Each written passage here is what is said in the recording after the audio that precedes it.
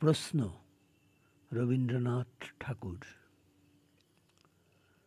শ্মশান হতে বাপ ফিরে এলো, তখন 7 বছরের ছেলেটি, গা খোলা, গলায় সোনার তাবিজ, একলা গলির উপরকার জানলার ধারে। কী ভাবছে তা সে আপনি জানে না। সকালের রৌদ্র সামনের বাড়ির নিম গাছটির আগডালে দেখা দিয়েছে।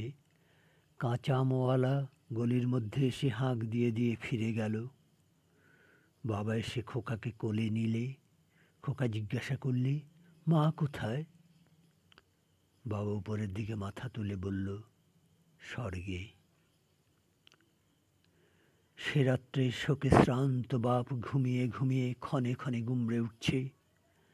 দুয়ারে লণ্ঠনের মিটমিটে আলো, দেয়ালের গায়ে একজোড়া টিকটিকি, সামনে খোলা ছাদ।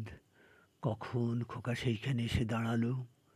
চারদিকে আলো নেবানো বাড়িগুলো যেন দত্তপুরীর পাহারাওয়ালা দাঁড়িয়ে দাঁড়িয়ে ঘুমোচ্ছে।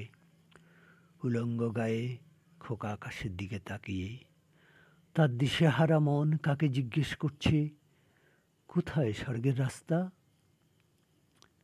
আকাশে তার কোনো সাড়া নেই, কেবল তারায় তারায় বোবা অন্ধকারের চোখের জল।